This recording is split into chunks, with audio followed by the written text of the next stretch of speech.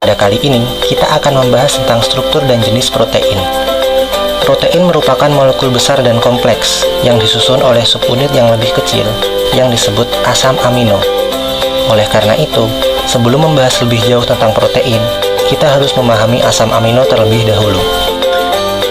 Asam amino adalah molekul sederhana yang memiliki atom C sebagai pusat dengan keempat lengannya masing-masing mengikat atom H, gugus amina, gugus karboksil, dan rantai samping. Saat berada di dalam air, molekul asam amino akan berubah menjadi ion yang disebut sebagai zwitterion. Agar lebih mudah menjelaskannya, mari kita sederhanakan ilustrasinya menjadi seperti ini. Ini adalah bentuk umum asam amino dengan rantai samping yang bentuknya bervariasi. Contohnya, ada asam amino yang rantai sampingnya hanya berupa CH3 yang sederhana.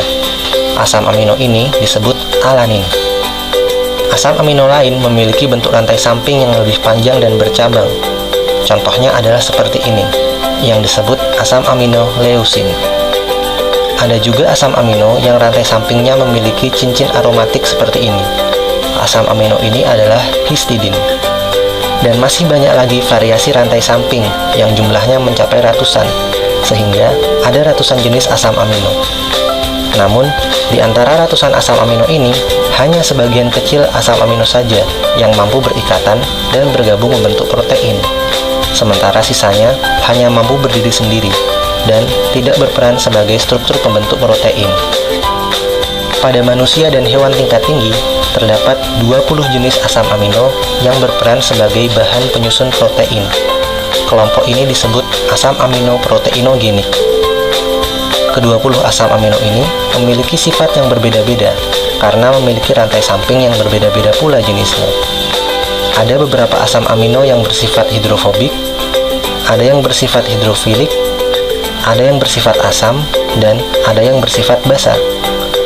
Para asam amino ini dapat disimbolkan dengan 1 huruf, 3 huruf, atau dengan menuliskan nama panjangnya. Seperti yang telah dijelaskan di awal, bahwa protein terdiri dari gabungan asam amino.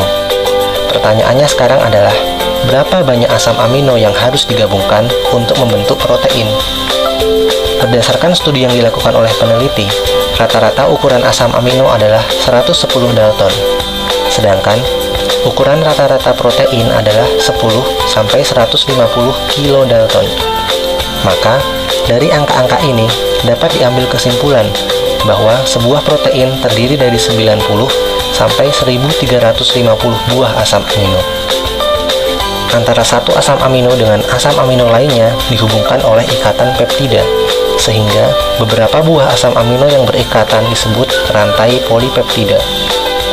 Harus selalu diingat bahwa rantai polipeptida dan protein tersusun atas asam amino yang berbeda jenisnya, karena mereka memiliki rantai samping yang berbeda. Misalnya pada gambar ini, rantai samping yang berwarna kuning bersifat hidrofilik, sedangkan yang berwarna biru bersifat hidrofobik. Sehingga, apabila susunan asam amino ini diletakkan di dalam air, ia akan mengalami lipatan atau folding menjadi bentuk 3 dimensi, di mana asam amino yang hidrofilik akan berada di luar, sedangkan asam amino yang hidrofobik akan berkumpul di dalam. Folding ini terjadi apabila protein berada di lingkungan yang sesuai. Apabila terjadi perubahan lingkungan, seperti temperatur, pH, atau penambahan bahan kimia, maka lipatan protein ini dapat kembali terurai dan kehilangan fungsinya. Proses ini disebut denaturasi. Namun, bila kondisi lingkungan kembali mendukung, protein ini dapat kembali mengalami folding melalui proses yang disebut renaturasi.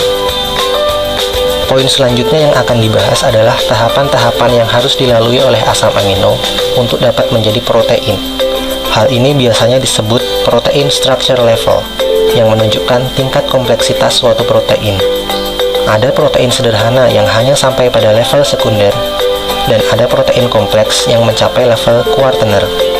Mari kita bahas satu persatu. Struktur primer merupakan susunan beberapa buah asam amino yang memanjang. Struktur sekunder terbentuk dari beberapa lipatan akibat interaksi antar atom. Ada 2 bentuk struktur sekunder, yaitu bentuk alpha helix yang menyerupai spiral, dan bentuk beta pleated sheet yang bertumpuk-tumpuk.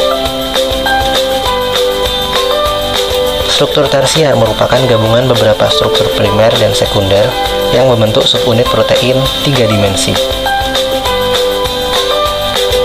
Terakhir, struktur kuartener merupakan gabungan beberapa struktur tersier yang membentuk protein yang besar dan kompleks. Walaupun terdapat banyak protein dalam tubuh, secara umum ia hanya dibagi menjadi dua jenis, yaitu protein globular dan protein fibrosa. Protein globular merupakan kelompok protein yang bentuknya membulat dan memiliki struktur yang kompleks. Kelompok ini jenisnya sangat beragam dan paling banyak ditemukan dalam tubuh. Contohnya adalah enzim, hormon insulin, hemoglobin, dan imunoglobulin atau antibodi. Protein fibrosa merupakan kelompok protein yang bentuknya tipis dan memanjang, biasanya bersifat tidak larut air, statis, dan berperan sebagai pembentuk struktur tubuh.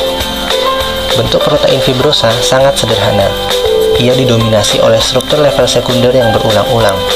Contohnya adalah kolagen, yang hanya tersusun oleh 3 buah rantai polipeptida yang berbentuk alpha helix.